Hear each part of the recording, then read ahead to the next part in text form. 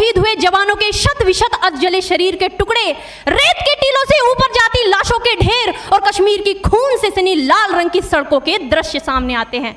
उस पर मेरे प्रतिपक्षी महोदय का कहना ये कि मानवाधिकारों की अनुपालना करते हुए देश से उग्रवाद और आतंकवाद को समाप्त किया जा सकता है। महोदय, अब तो हमारा तिरंगा झंडा भी हमसे ये पूछने लगा है कि क्या बात है भारत, आजकल फहराने से ज्यादा मैं कफन में दफनाने के क्यों काम आ रहा हूँ। महोदय, हृदय तो उस दिन फट गया जब बूढ़ी माँ अपने बेटे के चिथड़ों को देखकर बोली कि साहब, आप तो भर्ती में 1 इंच भी कम नहीं लेते, मैं आधा शरीर कैसे ले लूं।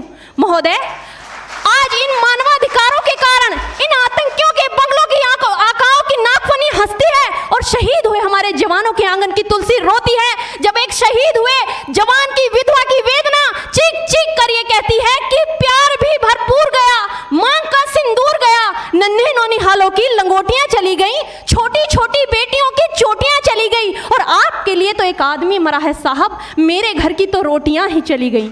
महोदय, किसी भी युद्ध को जीतने के लिए पहल करना सबसे ज्यादा आवश्यक है, क्योंकि इतिहास गवाह है कि पहल करके बड़े बड़े युद्धों के परिणाम बदल दिए गए हैं। परंतु आज मानवाधिकारों के कारण हमारे देश के जवान इस कदर बंधे हुए हैं कि अपनी ड्यूटी पर खड़े होकर भी वो आज पहल करने से डरते हैं, क्योंकि महोदय भविष्य में उन्हें कटघरे में खड़े होने का डर सता रहा होता है। वो ये जानते हैं कि चाहे एक उग्रवादी की राइफल से निकलने वाली गोली को ये तय करना पड़े या ना पड़े कि वो किसे लगेगी, लेकिन हमारी राइफल से निकलने वाली हर गोली को ये निर्णय लेना पड़ता है कि चाहे वो किसी निर्दोष को लगे, दोषी को लगे या ना लगे, परंतु किसी निर्दोष को नहीं लगनी चाहिए। यदि ऐसा हुआ तो ना तो ये समाज हमें छोड़ेगा, ना ही तिल का ताड़ बनाने वाली ये मीडिया हमें छोड़ेगी। और महोदय, मानवाधिकार के तले किसी जवान को दबाकर युद्ध के मैदान में छोड़ देना कोई वीरता नहीं, एक आत्महत्या है। क्योंकि महोदय, फूल को श्रृंगार दो ये मुमकिन नहीं और एक वीर को झनकार दो ये मुमकिन नहीं। जो हाथ बांध दे सेना के, ऐसे मानवाधिकार का पालन संभव नहीं। महोदय, आज सत्यनिष्ठा के मार्ग पर चलते हुए भी हमारे देश का जवान इन आतंकवादियों, इन पत्थरबाजों से डरता है, क्योंकि वो जानता है कि उसकी राइफल से निकलने वाली गोली अगर टारगेट को हिट नहीं भी करेगी तो भी 400 मीटर तक जाएगी, और यदि इस बीच वो किसी निर्दोष को लग गई तो महोदय हमें अपनी नौकरी से हाथ तक धोना पड़ सकता है।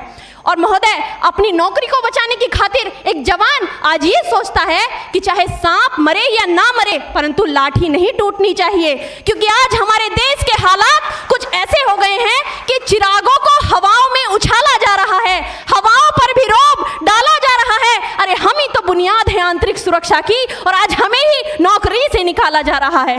महोदय, जब पुलवामा में 44 जवान शहीद हुए, छत्तीसगढ़ में 76 जवान शहीद हुए, तो कोई भी मानवाधिकार की दुहाई देने वाला हमारे पक्ष में आकर खड़ा नहीं हुआ।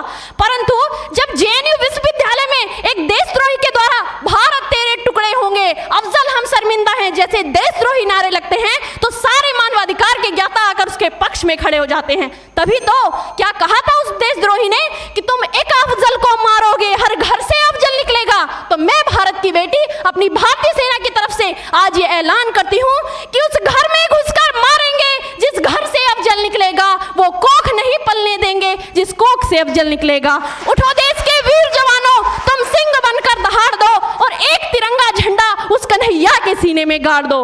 महोदय, अंत में अपनी वाणी को विराम की ओर ले जाते हुए मैं सिर्फ इतना ही कहना चाहूंगी कि मुझे अफसोस है अपने देश की न्यायिक प्रक्रिया पर, जहां आज भी रात के 12 बजे अजमल कसाब जैसे आतंकी के लिए सर्वोच्च न्यायालय के दरवाजे खोल दिए जाते हैं। ऐसे देश से मानवाधिकारों की अनुपालना करते हुए आतंकवाद और उग्रवाद से कभी नहीं निपटा जा सकता। मानवाधिकार के नाम की दुहाइयां देने वालों, सीमा पर लड़ा नहीं जाता चरखों से शोलों के आगे, रामायण पढ़ी नहीं जाती सीमा पर गोलों के आगे। धरती के घोर कुहासे को एक सूरज ही हर सकता है, क्योंकि एटम बम से रक्षा केवल एटम बम ही कर सकता है। जय हिंद, जय भारत।